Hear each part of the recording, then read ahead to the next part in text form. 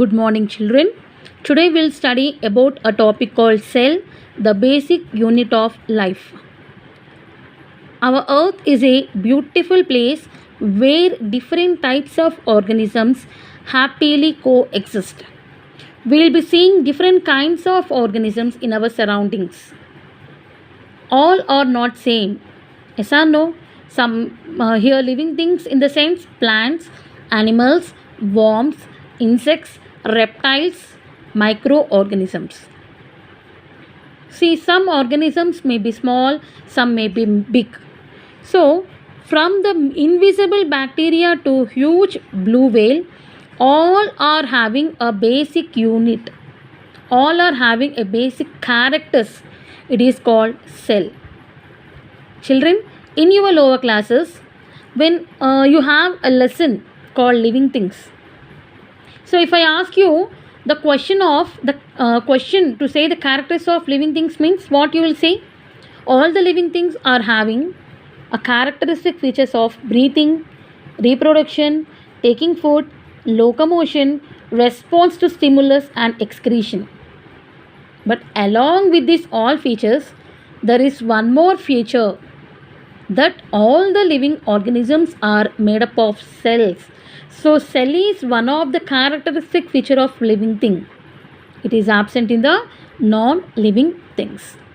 In other words, all living things are made up of cell. But before the invention of microscope, it means nearly 350 years ago, people were not aware that there is a invisible microbial world exists in our earth. They used to feel that what sort of organisms which they are able to see with the help of naked eye, only they are exist in our earth. They don't know about microbial world at all.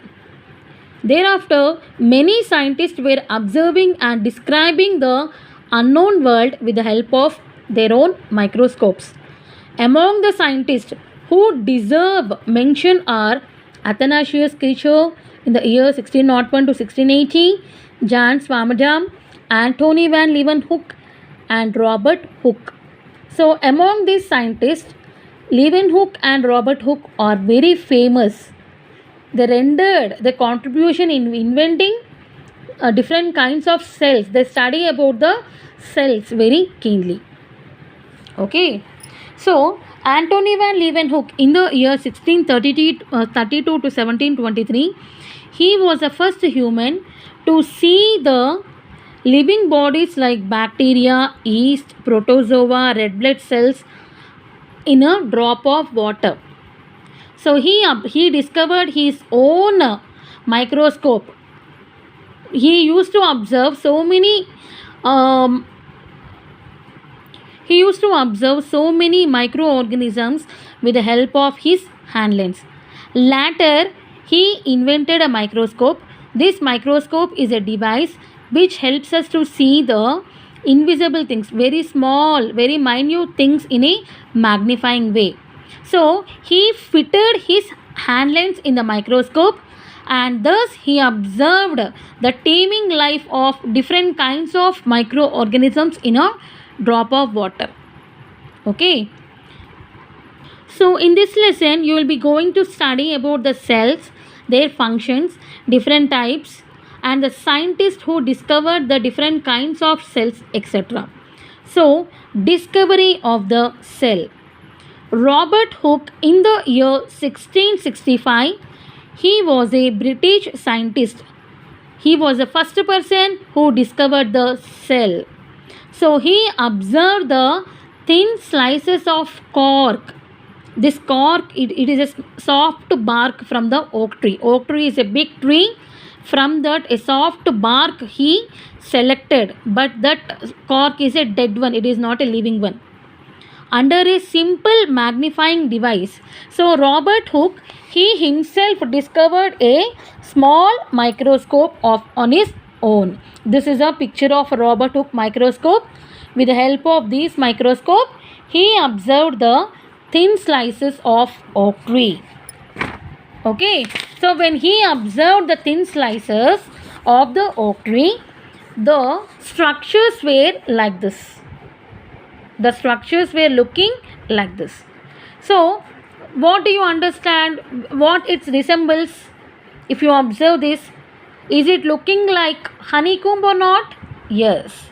So, when he observed with the help of microscope, the structures of this are looking like a honeycomb, having a cavities or empty spaces. Yes or no? He observed that the conch resembled the structure of honeycomb, consisting of many empty spaces or empty box like structures.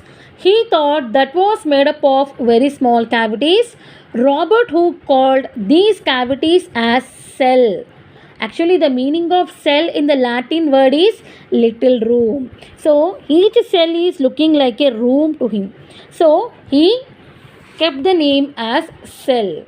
So, cell is a basic unit of life. So, if you want to see the cells, it is not possible to go near the oak tree or to take the slice. So, simple, if you want to see the cells in your home, very simple, you can see. So, for this, you need to take a matchstick, soak the matchstick in the water for about half an hour. Afterwards, it is easy for you to remove the slice from the matchstick. Okay, so peel a slice from the matchstick after soaking. Place that in the slide. Slide is a glass, one glass type of a base which is transparent, and this the slide is helps us to see the microscopic things. So when we want to see anything in the microscope, in the slide only, which is a transparent glass, if we will be keeping on that, okay, so that it is very easy for us to observe any microscopic thing. So this slice, we have to keep it on the slide, cover with the cover slip, put a drop of water. See to that there should be no air bubbles whenever you are covering with the cover slip. So without any air bubbles, put a drop of water, cover with the cover slip, and then observe with the help of a microscope. You can see the cells. But unfortunately, he discovered the cell. The credit goes to him. Okay, but the cells of the oak tree and the cells of this matchstick are dead cells. They are not living cells. So he failed to discover the living cells. Okay, but the credit goes to Robert Hooke because he was the first person who observed the cell, who discovered the cell, but fails to find the living cells. So Antony van Leeuwenhoek was a person who discovered the living cells from the inspiration of the Robert Hooke.